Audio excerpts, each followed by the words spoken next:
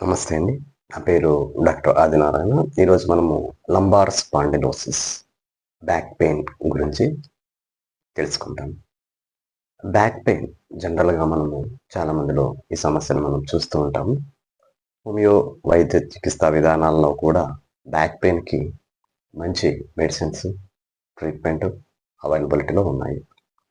ఈ back pain అనే సమస్య సాధారణంగా ఇప్పుడు ఆఫీస్‌లో ఎక్కువ గంటలు కూర్చోవడం, ప్రయాణాలు ఎక్కువగా చేయడం, బైక్ రైడింగ్ ఎక్కువగా ఉండడం, లేదా ఎనీ ఇంజురీస్ వలన మనకు లంబార్ స్పాండిలోసిస్ అనే సమస్యతో బాధపడే పేషెంట్స్ని మనం ఎక్కువగా చూస్తూ ఉంటాం.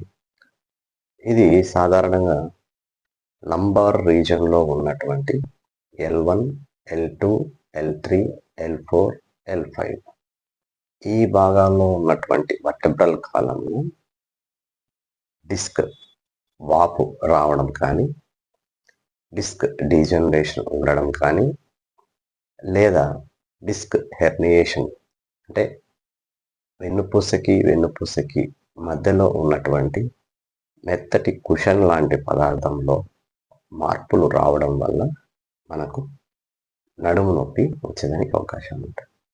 సో దీంతో పాటు అక్కడ ఉన్నటువంటి బోన్స్ అరుగుదల ఎక్కువయ్యి ఎక్స్ట్రా ఆస్టియోఫైట్స్ అంటే బోన్ కూడా పెరగడం జరుగుతూ ఉంటుంది. ఈ బోన్ పెరిగినప్పుడు దాని యొక్క ప్రెషరు చుట్టుపక్కల ఉన్నటువంటి కండరాల మీద కానీ, లేదా వెన్నుపూసల మధ్య నుంచి వచ్చేటువంటి నరాల మీద కానీ ఒత్తిడి పడుతూ ఉంటుంది. దీనివల్ల కాళ్ళు both sides, left side, right side రెండు వైపులా మనకు తిమ్మిళ్ళు రావడం, నొప్పి చాలా భరించలేనిదిగా ఉండడం, దీంతో పాటు చీమలు పాకినట్లుగా ఉండడం, కాళ్ళు మంటలుగా ఉండడం, ఇలాంటి లక్షణాలు కూడా మనము ఈ పేషెంట్స్లో గమనిస్తూ ఉంటాం. దీనికి ప్రధాన కారణాలు osteoporosis, osteoarthritis, degeneration changes, injuries, improper posture maintain చేయడము, ఇలాంటి పేషెంట్స్లో మనము జనరల్గా లంబార్ స్పాండిలోసిస్ అనే సమస్యను గురించి మనం చూస్తూ ఉంటాం. దీనికి హోమియో చికిత్సా విధానాలు చాలా రకాలుగా మనకు మంచి వైద్యంతో ఉపయోగపడుతూ ఉంటుంది.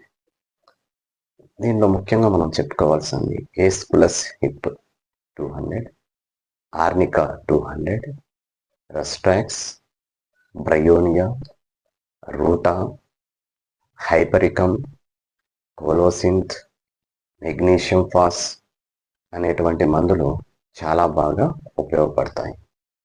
లంబార్ స్పాండిలోసిస్ అనేదానికి హోమియో వైద్య విధానంతో పాటు ఫిజియోథెరపీ మరియు కొన్ని రకాల ఎక్సర్సైజులు చేయడం ద్వారా డిస్క్ అడ్జస్ట్మెంట్స్ కూడా అయ్యేదానికి అవకాశం ఉంటుంది. దీంతోపాటు సరైనటువంటి పోషకాహారం, calcium rich food, vitamin D ఉన్నటువంటి ఆహారం, పీచు పదార్థాలు ఎక్కువగా తీసుకోవడం, మరియు కాల్షియంతో పాటు మెగ్నీషియం, ఫాస్ఫరస్ కూడా బోన్ స్ట్రెంగ్త్ అవడానికి ఉపయోగపడేటువంటి మినరల్స్. ఇవి కూడా మనం తినే ఆహార పదార్థాల్లో ఉండే విధంగా చూసుకోవడం చాలా ఇంపార్టెంట్. మరియు దీంతో పాటు ఫిజికల్ యాక్టివిటీ మరియు పోస్చరల్ అంటే కూర్చునే విధానం మార్చుకోవడం, వెన్ను వీలైనంత వరకు స్ట్రైట్గా ఉండే విధంగా చూసుకోవడం, ప్రయాణాలు చేసేటప్పుడు జాగ్రత్తగా కూర్చోవడం, ఎక్కువగా బైక్ రైడింగ్ ఇలాంటి వాళ్ళు చాలా జాగ్రత్తగా ఉండాలి. Thank you.